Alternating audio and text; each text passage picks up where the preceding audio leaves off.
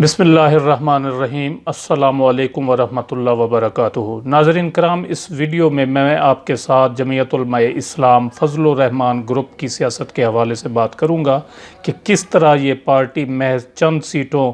یا تانگے کی سواریوں کے ساتھ ہر دفعہ مفادات کے تناظر میں حکومتی جماعت کا حصہ بن جاتی ہے۔ ویڈیو کے اینڈ میں ہم JUI فضل الرحمان گروپ کے منشور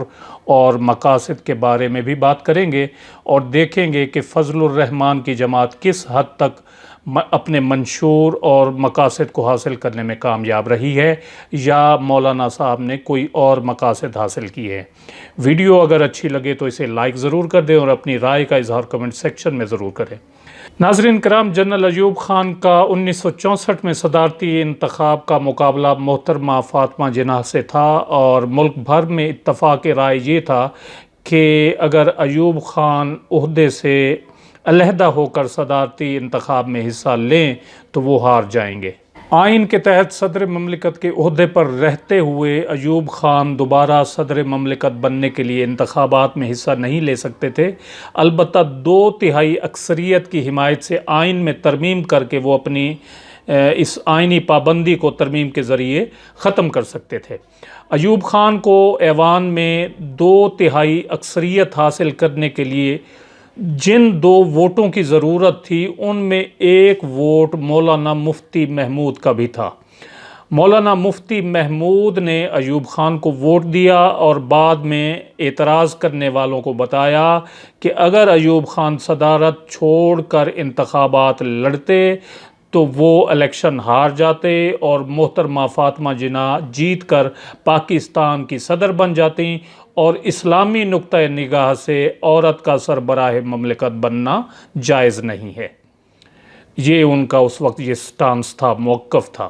1970 کے انتخابات میں مولانا مفتی محمود کی جماعت جمعیت علماء اسلام نے صوبہ سرحد اور آج کا جو موجودہ خیبر پختونخوا ہے، اس کی اسمبلی میں صرف 4 نشستوں پر کامیابی حاصل کی تھی اور ان 4 نشستوں پر کامیابی حاصل کرنے کے بعد انہوں نے ایک غیر جمہوری مطالبہ بھی پیش کیا کہ وہ ایسی جماعت کی یا ایسی جماعتوں کی حمایت کریں گے جو انہیں سرحد کا وزیر اعلیٰ بنائیں گی۔ اب غور طلب بات یہ ہے کہ اس وقت صوبائی اسمبلی کے کل اراکین کی تعداد 40 تھی اور 4 ارکان کے ساتھ مفتی محمود صاحب، مولانا مفتی محمود صاحب وزیر اعلیٰ بنائے جانے کا مطالبہ کر رہے تھے۔ اس وقت عوامی نیشنل پارٹی کا نام نیپ یعنی نیشنل عوامی پارٹی تھا، غفار خان بھی زندہ تھے اور ولی خان بھی موجود تھے، مگر سیاسی حالات کی وجہ سے وہ مفتی محمود کا یہ مطالبہ غیر جمہوری مطالبہ ماننے پر مجبور تھے، لہٰذا مفتی محمود صوبہ سرحد کے وزیر اعلیٰ بن گئے۔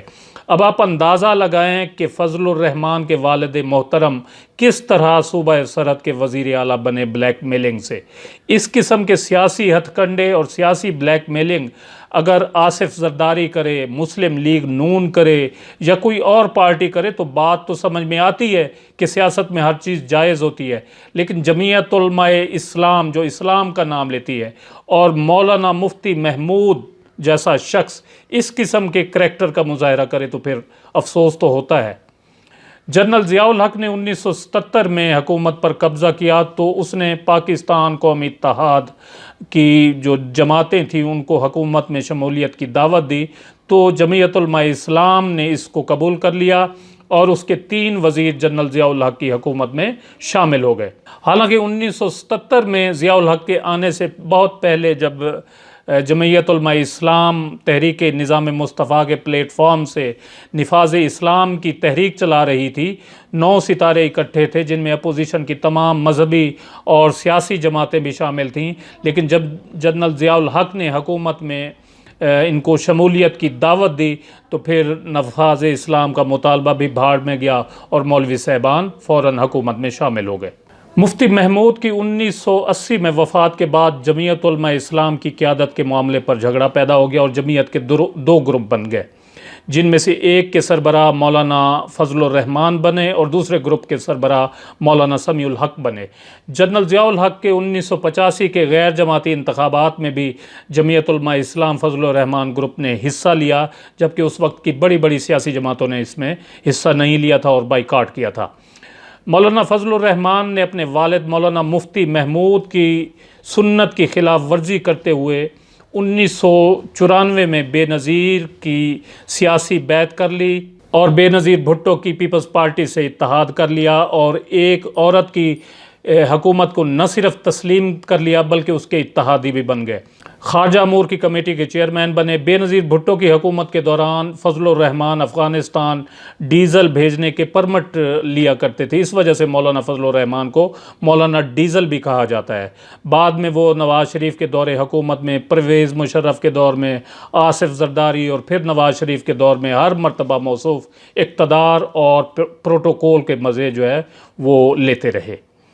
اب میں آپ کے سامنے جمعیت علماء اسلام کا منشور رکھتا ہوں اور آپ سے سوال کرتا ہوں کہ فضل الرحمان نے اپنے منشور اور مقاصد کو حاصل کرنے کے لیے کیا خدمات سر انجام دی ہیں، اور اس منشور کے نکات میں سے انہوں نے کتنے نکات میں کامیابی حاصل کی ہے۔ بحیثیت مسلمان ہماری تو خواہش ہے کہ ایسا ہو، لیکن افسوس سے کہنا پڑتا ہے کہ ان نام نہاد مذہبی جماعتوں نے ہمیشہ اسلام اور دین کے نام پر سادہ لو عوام کو بے وقوف بنایا ہے، عوام کے مذہبی جذبات کا استحصال کیا ہے اور پھر اپنا الو سیدھا کیا ہے۔ JUI کا منشور اور مقاصد ملاحظہ فرمائیں، لٹرلی یہ منشور اور مقاصد بڑے اٹریکٹیو ہیں اور میں بھی اسی چیز کا قائل ہوں، لیکن پریکٹیکلی JUI فضل الرحمان گروپ نے ان مقاصد کو کس حد تک حاصل کیا ہے یہ آپ احباب کمنٹ سیکشن میں ضرور بتائیں گے۔ نمبر 1،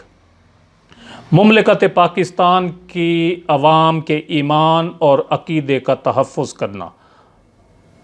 اب میں اس پہ کوئی کمنٹ نہیں کروں گا، آپ احباب بتائیں گے کہ کس حد تک مولانا کی جماعت نے پاکستان کے عوام اور ان کے عقائد کی حفاظت کی ہے۔ دوسرے نمبر پہ ہے کہ مسلمانوں کی منتشر قوت کو جمع کر کے علماء کرام کی رہنمائی میں اقامت دین اور اشاعت اسلام کے لیے پرامن جد و جہد کرنا۔ تیسرے نمبر پر شاعر اسلام اور مرکز اسلام یعنی حرمین شریفین کا تحفظ، پاکستان میں موجود اسلامی اداروں بشمول دینی مدارس، مساجد، دارالیتامہ، مکتبات کی حفاظت کرنا۔ نمبر 4 پہ ہے قرآن کریم اور احادیث نبویہ کی روشنی میں زندگی کے تمام شعبوں میں سیاسی، اقتصادی، معاشی اور مذہبی اور ملکی انتظامات میں مسلمانوں کی رہنمائی کرنا اور اس کے مطابق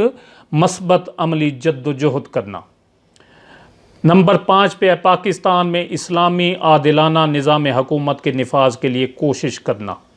نمبر 6، پاکستان میں جامع اور عالمگیر نظام تعلیم کی ترویج اور ترقی کے لیے کوشش کرنا جو پاکستانی عوام کے ایمان اور عقیدے کے موافق ہو، دینی اقدار اور اسلامی نظام کا تحفظ کرنا۔ نمبر 7 پہ ہے کہ پاکستان کے موجودہ آئین کو تحفظ دینا اور خلاف اسلام قوانین کو اسلام کے موافق کرنا اور کسی بھی غیر اسلامی قانون سازی کو